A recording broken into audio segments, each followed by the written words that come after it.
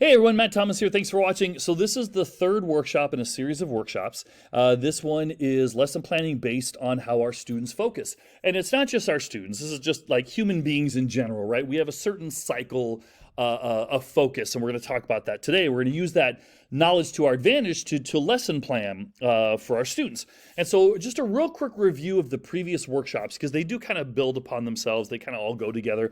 We are born with an innate curiosity. And we need that curiosity for development, right? We're curious about something. We tend to look into it. We tend to grow as humans, and we need that from birth. We're born with that.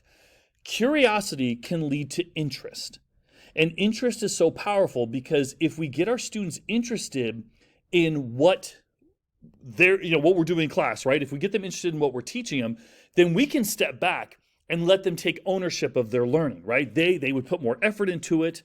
It could lead to other things. It leads to more intrinsic learning because they're interested, and we become more facilitators of their learning, and they take ownership of the learning. And one thing to remember is interest can be sparked at any time. Like, I'm totally into this neuroeducation thing, right? I got into neuroscience about 7 years ago when my daughter was born. I told that story many times. Which means the first 40 years of my life, I didn't have a big interest in neuroscience. So interest can be sparked at any time.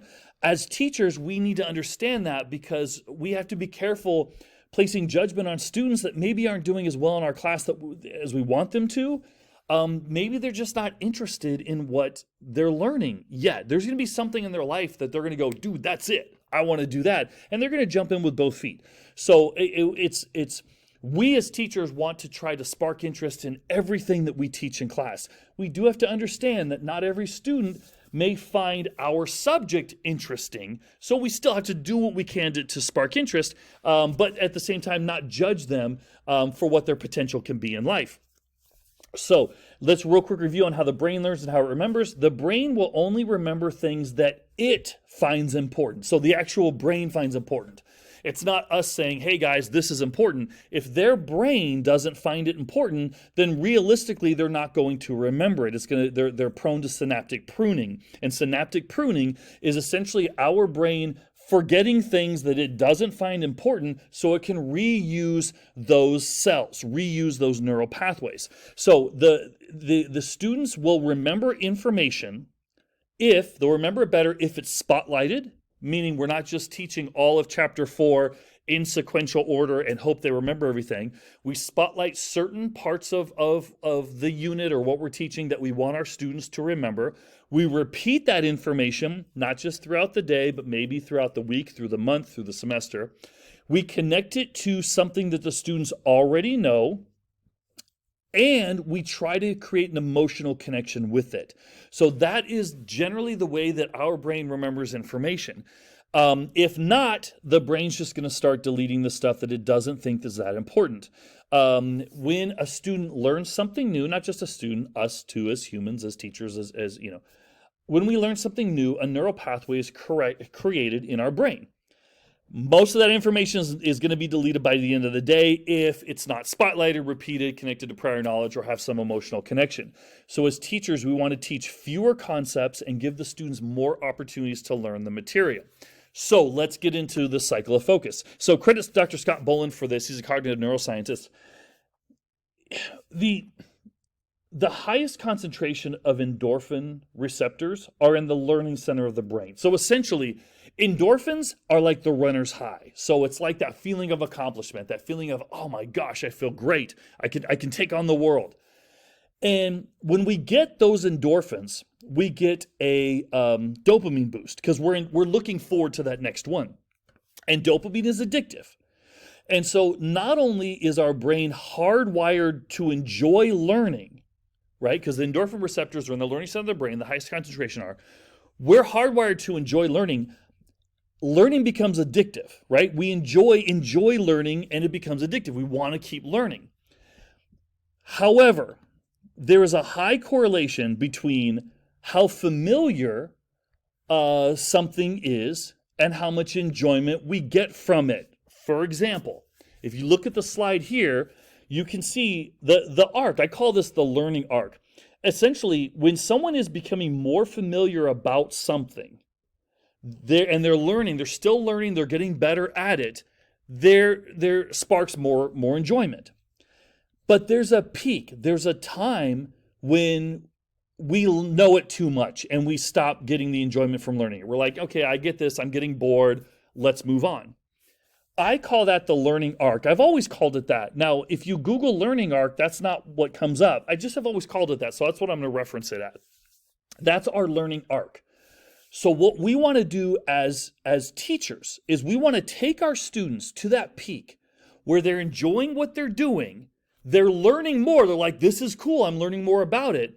But then there's that time in class, and we all are aware of it, when it's time to move on, right? Like kids get a little wiggly and like, all right, okay, they're starting to lose focus. That's when we change to something else. Now, not something completely different, but something along the same lines, right? A different way of doing what we were previously doing or expanding on the idea. And so, as many of you know, I used to own a martial arts school, and so I used to teach. I had lots of kids as students. And there was an old saying for the people that used to run full-time martial arts schools is you teach adults for fun, you teach kids to pay the rent, because you tend to have a lot of kids.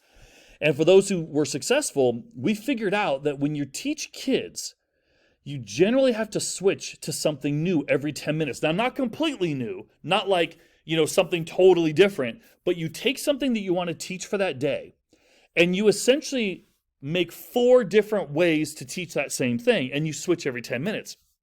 Now, that's where I came up with the learning arc.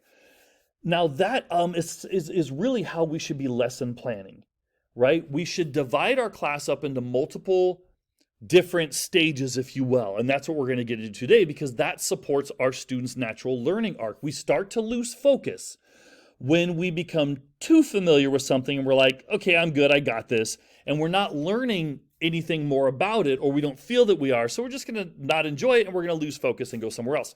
And so there's a cognitive scientist, I forgot who his name was, but he would say there's no losing focus. We just focus on one thing, and now we focus on something else. So we're not ever distracted. We're not ever actually losing focus. We're just done focusing on this, and now we're focusing on that. And so that's a good way to look at it. So here's how you want to set up your classes: lesson planning based on that natural learning arc. So we want to start class with what I call starters. And if you're just listening to this, you may want to look at the screen. I've got the slide here. I've got a link right here to a video, Great Ways to Begin Class. We want to create interest. So ask yourself, when you're coming up with a lesson, the first thing you should ask yourself, other than what do I want my students to know, is how am I going to get them interested? How am I going to create that interest? Because we know if they're not interested, they're not going to learn as well as they could, and they're probably not going to retain the knowledge. And so there's many different ways to do starters. Now, you don't want your starter to take 20 minutes. It's a starter for a reason. Please do not call it bell work. Please do not call it bell ringers. What else? There's another term I'm just forgetting. Don't call it that, because that makes it seem like busy work. And students, even if it's not, it's just a name. I know, but it's perception. So you don't want to say, hey guys, get your bell work done while I take attendance, because students are not going to put their best effort into it because they see it as busy work. No, the starter is part of class. Class has started, right? Take your attendance while they're doing the starter, right? While they're getting set up, you can do attendance quickly, but just don't call it bell work or bell ringer. So a starter could be you could start class with telling a story. Hey guys, I got to tell you this. We talked about stories and quick writes in other videos. You can start with a quick write, whether it's journaling or prior knowledge. You have to make the starter purposeful for the lesson, though, for the students to put the effort into it. It could be a quick review of previous lesson. Hey guys, let's go ahead and review what we did yesterday. Again, no more than 5 to 7 minutes. It could be a short video. If I'm doing Hamlet or Romeo and Juliet, I'll show the Simpsons version of Hamlet. I'll show the reduced Shakespeare version of Romeo and Juliet. 5 to 7 minutes gets them started. Maybe if you're doing new vocab, you can do a rebus puzzles, which is awesome. You could do a word search. Um, you could, if you have like cool little math videos to show, there's some ninja math videos I've been trying to find out there. I can't seem to find them. Good, show some math videos before you start, like a funny, interesting way to start the concept that you're teaching that day. If you're doing a group project, you might be reviewing a couple things about it. If you're doing vocab review, you could do like a setup with like a grammar thing or like a proofreading thing. If you're doing that kind of thing. You can, okay, I do a lot of stupid intro games. And I love stupid intro games because it fits my personality. So I'll give you an example. So if I've got a couple of these opened up to show you, when I do poetry, I do like almost a 10-day or 2-week lesson of poetry where I'm using song lyrics and rap lyrics in there. We're doing figurative language. There's a couple different things that we're doing in there. Maybe even more than that, 2 weeks. But one of the things I do when they're writing before they start their songwriting, I have the students write songs. It's a great way to have them understand figurative language in poetry.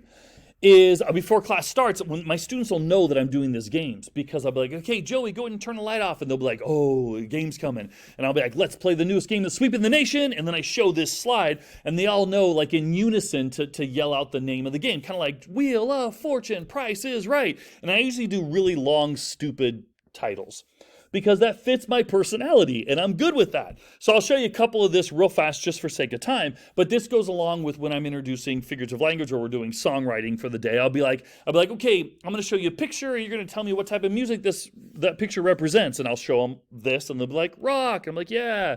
And I'll be like, if you didn't like that rock, what about this rock? And they're like, alternative rock? I'm like, yeah. I'm like, what is that? And they're like, rap. Yeah. What's that? Pop? Yeah. And no joke, I probably have 25 different styles of music on here. It takes 3 minutes and the students love it. If I'm introducing Edgar Allan Poe, so I'm doing an essay that they write based on The Raven and Annabel Lee. And then, before I do any type of poetry that they're focusing on an author, I think it's very important to understand what went on in the author's life, which could influence that poem, right? And so here's one that I do with Poe, and it's very interactive. And I say, all right, we need to look at Poe's life for us to really understand, The Raven and Annabel Lee. And I have them interactively, like when I show them something that's good about Poe's history or life, they say, yay, as a group. When they see something bad about Poe's life, they go, oh. So I'll be like, Poe was born in 1809, giving his parents and the world an incredible author. Yay. Poe's parents die 3 years later. Oh, Poe's adopted by a rich family. Yay! His adopted parents disown him. Oh, and this goes on for probably 12 different facts. But the students love it. It sparks interest right away. It takes 5 minutes. As soon as I say, hey, Joey, do me a favor, drop the lights. Dopamine goes right in their brains because they know something cool is about to happen. And I do those intro games, honestly, probably once a month. Whenever I do like a big unit, I'll do something like that. So yes, it does take a while to set up, but I can forward you all the ones that I've created already. So that's the starter, 5 to 7 minutes. Once you have that interest spark, now comes your middler.